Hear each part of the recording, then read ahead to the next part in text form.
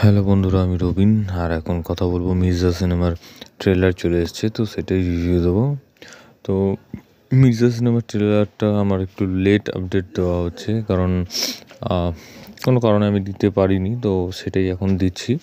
তো মির্জা সিনেমার কথা যদি বলি, মির্জা সিনেমার ট্রেলারটা কিন্তু খুবই ভালো হয়েছে। এবং মির্জা মানে অঙ্কুশের প্রথম তার নিজস্ব প্রোডাকশন হাউস থেকে হচ্ছে, তো কোনো রকম কম্প্রোমাইজ করতে চাইছে না অঙ্কুশ এই সিনেমাটাকে নিয়ে। এবং সিনেমাটার কিন্তু ট্রেলারটা দারুণ হয়েছে, এবং প্রত্যেকটা মানুষের যে অভিনয়গুলো কিন্তু খুবই ভালো অভিনয়।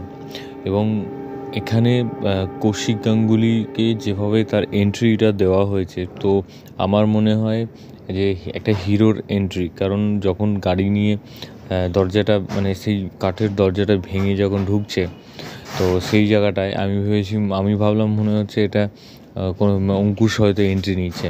তো তারপর দেখলাম কৌশিক গাঙ্গুলি, এবং কৌশিক গাঙ্গুলি মানে যেই তাকানোটা, লুকটা দারুণ কিন্তু লাগছে।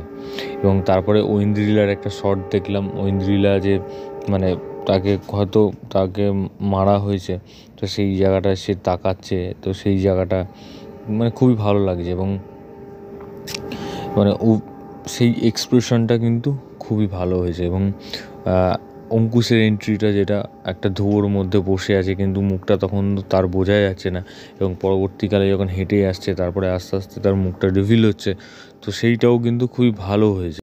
এবং গল্পর কথাটা যদি বলি, গল্পটা এখানে তো সেরমভাবে কিছু বোঝা যাচ্ছে না, তবে এখানে তাসের যে কতগুলো যে রানী, গোলাম বা এরকম টাইপের যে জিনিসগুলো হয়, তো সেইটার ওপর সেইটার ওপর কিন্তু ক্যারেক্টারটা এখানে বেস করা হয়েছে। এবং আমার মনে হয় যে এই যে গল্পটা হয়তো একটা রিভেঞ্জ ড্রামা হতে পারে।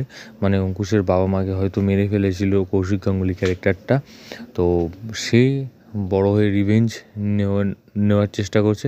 বা এখানে এটাও হতে পারে যে অঙ্কুশ হয়তো মানে এই কৌশিক গাঙ্গুলির যে মানে দলটা গুন্ডার, তো সেই দলে যোগ দিচ্ছে, এবং সে নিজেকে কি করে একটা ওই কৌশিক গাঙ্গুলির জায়গায় তুলে ধরবে, তো সেইটার চেষ্টা করছে। তো এরকম একটা হতে পারে, এবং এইটা হয়তো দুটো পার্টেও আসতে পারে এই সিনেমাটা। এবং একটা ক্যামিও আসার কথা ছিল, যে দেব হয়তো ক্যামিও করবে এই সিনেমাতে, তো সেটা একদমই নয়। এখানে দেব ক্যামিও করবে না, হয়তো অন্য কেউ একটা ক্যামিও করতে পারে, কিন্তু একটা পার্ট মানে সিনেমার মধ্যে একটা পার্ট হয়তো থাকবে তার। তো যাই হোক, পরবর্তী আপডেট হচ্ছে জিতের আপকামিং সিনেমা বুমেরাংয়ের রিলিজ ডেট জানানো হয়ে গেছে।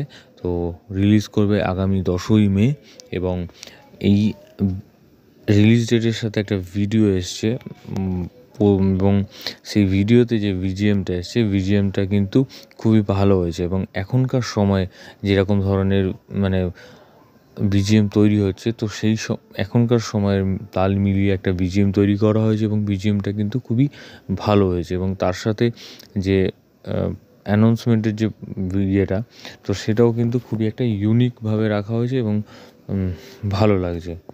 তো যাই হোক, 10ই মে রিলিজ করবে সিনেমাটা, এবং দেখা যাক কী হয়।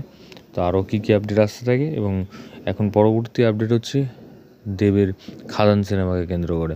তো খাদান সিনেমার শুভ মহরত আজকে সরস্বতী পুজোর দিন হয়ে গেল, এবং সিনেমার শুটিং শুরু হয়ে গেল। তো সিনেমাটা রিলিজ কবে হয়, রিলিজ ডেট দেখা যাক।